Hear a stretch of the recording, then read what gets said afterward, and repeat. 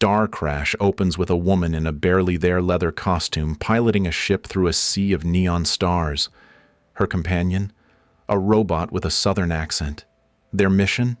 To save the universe from a superweapon wielded by a red-eyed madman. This isn't a fever dream. This is Starcrash, the 1978 Italian science fiction film that aimed for the stars, but crash-landed into cinematic infamy.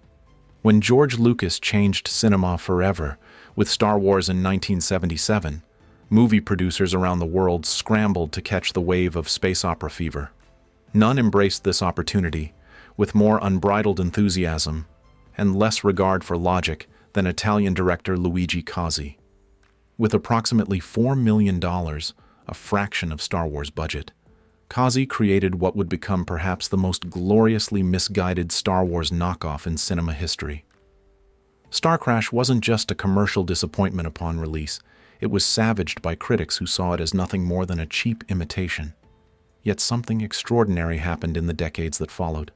This film, with its technicolor space battles, questionable special effects, and bewildering story choices, found an audience that appreciated it, not despite its flaws, but because of them. Today, we're diving into the strange galaxy of Starcrash, a film where bikini-clad smuggler Stella Star teams up with a pre-Knight Rider David Hasselhoff, faces stop-motion robots, and somehow convinces Academy Award winner Christopher Plummer to play an emperor with powers that would make Emperor Palpatine jealous. It's a film where ambition wildly outpaced resources, where every technical limitation was met not with compromise but with audacious creativity, and where the laws of physics, storytelling, and sometimes basic filmmaking were treated as mere suggestions. This isn't just the story of a bad movie. It's the story of a beautiful disaster, a testament to the kind of fearless filmmaking that doesn't exist in today's focus-grouped cinema landscape. So strap in as we explore how Starcrash became one of science fiction's most endearing failures, and why, decades later, we're still talking about this cosmic catastrophe with surprising admiration. Starcrash represents a fascinating case study in how to create a space epic with a fraction of the resources of its inspiration. Director Luigi Cozzi, credited as Louis Coates internationally, approached his technical challenges with remarkable creativity, even when the results were less than convincing. The film's visual effects, created primarily through practical miniature work, exhibit a charming handcrafted quality that digital effects can never replicate. Every spaceship in Starcrash was meticulously built as a physical model, photographed against painted starfields that give the film its distinctive psychedelic appearance. While Star Wars aimed for realism in space, Starcrash embraced a more expressionistic approach with its rainbow-colored star patterns and unconventional spacecraft designs that resembled everything from glowing skulls to mechanical squids. Perhaps the most technically ambitious sequence involves the frozen planet where Stella's ship crash lands. Unable to afford proper snow effects, the production team covered the Mediterranean beach location with salt and foam, creating an alien landscape that somehow manages to be both unconvincing and strangely beautiful. The beach's waves were slowed down in post-production to create the illusion of a frozen sea, a creative solution that exemplifies the film's approach to its technical hurdles.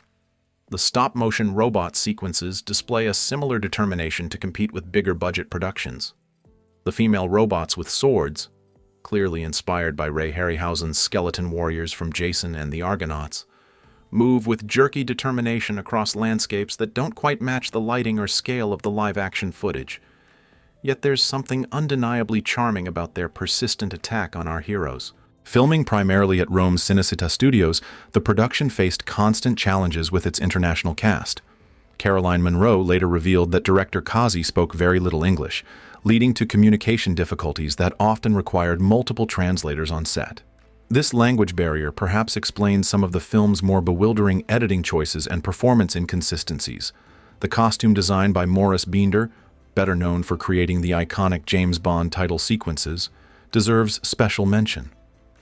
Working with an extremely limited wardrobe budget, Binder created Stella Star's now infamous leather bikini outfits that somehow remain perfectly intact through space battles, crash landings, and hand-to-hand combat.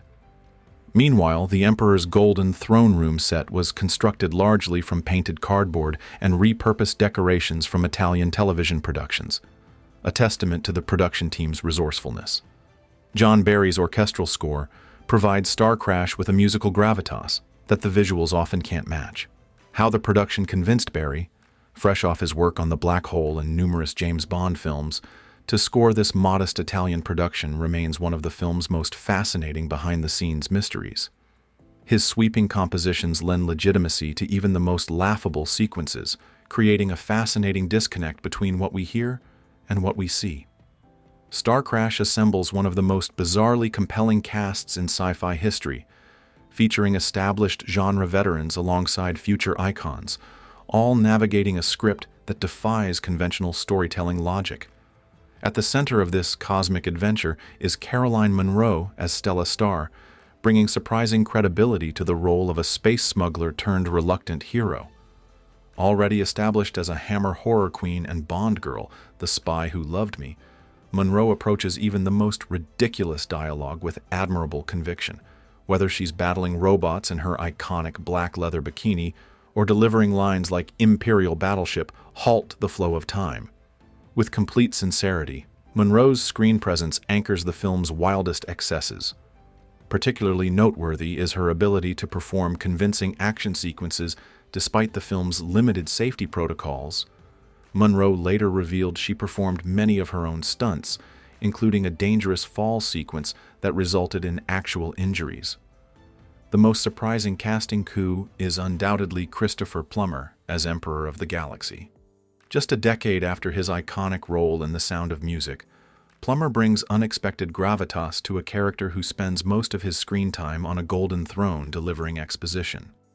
When asked years later about his participation, Plummer candidly admitted he took the role for the money and a trip to Rome. Yet on screen, he delivers every line with the same Shakespearean intensity he brought to his stage work. His climactic scene where he literally stops time to save our heroes stands as perhaps the film's most memorably absurd moment, elevated by Plummer's complete commitment to the material. Then there's David Hasselhoff, pre-Knight Rider fame, as Simon, the Emperor's son. With his flowing locks and wide-eyed earnestness, Hasselhoff brings an endearing awkwardness to his role. His romance with Stella develops with absolutely no foundation or chemistry, culminating in one of cinema's most abrupt and unconvincing love stories. Hasselhoff later embraced the film's cult status, acknowledging it as an important stepping stone in his career, despite, or perhaps because of, its infamous reputation. Margot Gortner, as Acton, Stella's telepathic companion with unexplained magical abilities, delivers perhaps the film's most bewildering performance. A former child evangelist turned actor, Gortner approaches his role with a strange serenity, seemingly unbothered by the chaos around him. His character arbitrarily develops new powers whenever the plot requires it, from laser sword proficiency to mind control to literal resurrection, making him less a character and more a walking plot device. One cannot discuss Starcrash's performances without mentioning Elle, the Southern-accented robot portrayed by Judd Hamilton and voiced by Hamilton Camp. This C-3PO knockoff manages to be both derivative and bizarrely original, with his cowboy drawl and inexplicable ability to feel human emotions. The scene where Ellie sacrifices himself for Stella contains genuine pathos that feels entirely out of place with the rest of the film's tone. Through all the narrative chaos and logical inconsistencies, these performances create moments of genuine entertainment, if rarely for the reasons the filmmakers intended. Together, they exemplify the peculiar alchemy that transforms a failed blockbuster into a beloved cult classic. When Starcrash premiered in theaters in 1978, critical reception was swift and merciless.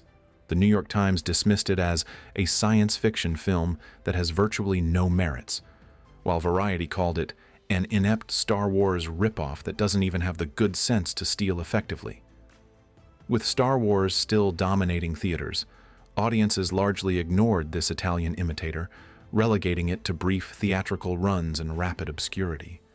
The film's modest box office returns barely recouped its $4 million budget, and all signs pointed to Starcrash becoming just another forgotten exploitation film. What critics and audiences of 1978 couldn't anticipate was how the film's reception would transform over the decades. The evolution of Starcrash from reviled knockoff to celebrated cult classic reveals fascinating shifts in how we engage with so bad it's good cinema. The home video revolution of the 1980s proved crucial to Starcrash's survival. Released on VHS in various markets with different edits and runtime lengths, the film found its way into video rental stores where curious sci-fi fans discovered it. The American release, distributed by Roger Corman's New World Pictures, cut approximately 13 minutes of footage and rearranged certain sequences for pacing, while some European versions retained more of the original Italian cut. These differences created a strange mythology around the film, with fans debating which version represented the true Starcrash experience. A particularly contentious edit involved Stella Star's costume changes. The American version minimized some of Caroline Munro's more revealing outfits, while the Italian cut featured additional scenes showcasing her various space bikinis. This controversy ironically mirrored the film's own confused identity. Was it serious science fiction or exploitative eye candy? By the 1990s, Starcrash had developed a dedicated following through midnight screenings and sci-fi conventions. The rise of the internet allowed these scattered fans to connect and share their appreciation for the film's peculiar charms. Online forums became repositories for Starcrash trivia, including fascinating production details that enhanced its mystique. Among the most interesting revelations, composer John Barry reportedly completed his entire orchestral score without ever seeing the finished film, working only from script descriptions and a few selected scenes. This explains the strange disconnect between the majestic music and the often comical visuals it accompanies. Another hidden detail involves the film's special effects team, which included a young Armando Valcauda, who would later work on major productions like The Never-Ending Story. In interviews, Valcauda revealed that the production ran out of money halfway through filming, forcing the crew to repurpose props and miniatures from other Italian productions, including several spacecraft designs originally built for a pasta commercial. The distinctive laser guns used throughout the film have their own strange backstory. Rather than creating custom props, the production purchased and modified toy ray guns from a Roman department store. When they needed more for background actors, they simply bought out the store's entire inventory, leading to a citywide shortage of the popular toy during the Christmas season. Today, Starcrash occupies a unique position in film history. Neither forgotten failure nor misunderstood masterpiece, it represents something more nuanced, a genuine artistic effort whose very flaws have become its most endearing qualities. The evolution of its reception reflects broader changes in how we engage with cinema, the growing appreciation for practical effects in a CGI-dominated era, the nostalgic value of unironic sincerity, and the recognition that sometimes the most interesting films aren't the most technically accomplished ones. Starcrash occupies a unique position in the cinematic universe, a film whose influence stems not from its success, but from its spectacular failures. Its legacy extends far beyond its immediate impact, creating ripples that continue to affect filmmaking, fandom, and our cultural relationship with bad movies. The most direct influence of Starcrash can be seen in how it helped establish the template for celebrating flawed cinema. Before The Room or Birdemic achieved cult status, Starcrash demonstrated how technical ineptitude combined with genuine passion could create something more memorable than competent mediocrity. Modern filmmakers like James Gunn and Taika Waititi have acknowledged the inspiration they draw from films like Starcrash, works that prioritize bold visual choices and unembarrassed weirdness over conventional storytelling. This legacy is particularly visible in recent nostalgia-driven science fiction. The deliberately retro aesthetic of films like Beyond the Black Rainbow and Mandy owes a debt to Starcrash's psychedelic visuals and practical effects. Netflix's Lost in Space reboot and Star Trek: Strange New Worlds have both included subtle visual nods to the film's distinctive spacecraft designs. Even the Marvel Cinematic Universe, particularly in Thor, Ragnarok, and Guardians of the Galaxy, echoes Starcrash's colorful cosmic landscapes and willingness to embrace the inherent absurdity of space opera.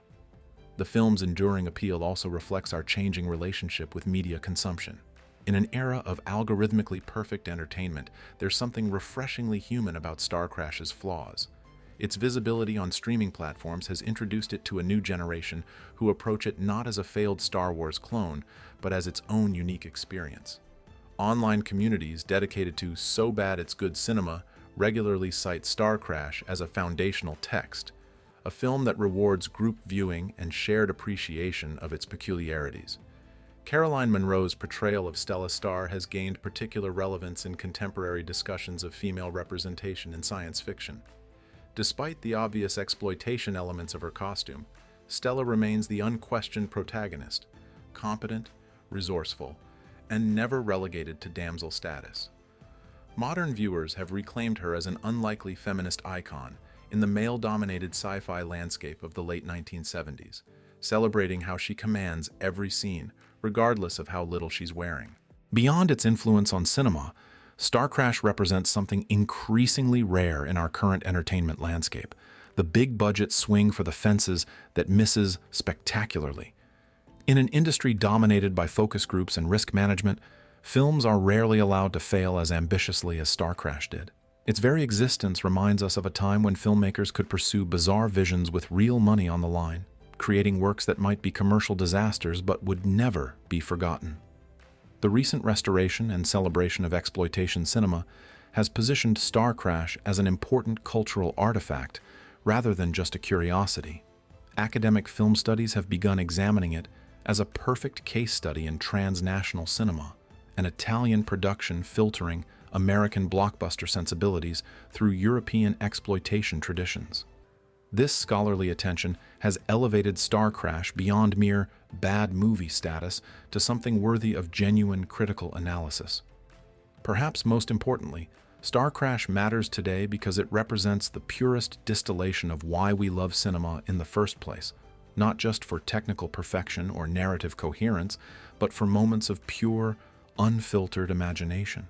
When Stella Star rides a toy robot horse across a cardboard alien landscape, or when Christopher Plummer solemnly announces he's stopping the flow of time, we're witnessing filmmaking unconstrained by either budget limitations or good taste. There's something genuinely magical about that, a magic that perfectly polished blockbusters often fail to capture. As we continue navigating an entertainment landscape dominated by franchises, algorithms, and IP management, Starcrash remains a neon-colored reminder that sometimes the most memorable journeys are the ones that go spectacularly off course. Its legacy isn't measured in box office receipts or critical acclaim, but in how it continues to inspire filmmakers and delight audiences willing to embrace its peculiar charms. So what's your favorite beautiful disaster in sci-fi cinema history? Does anything today capture that same ambitious failure that makes Starcrash so endearing? Hit subscribe for more deep dives into cinema's most fascinating failures and forgotten gems, because sometimes the most interesting stories happen when filmmakers reach for the stars and crash instead.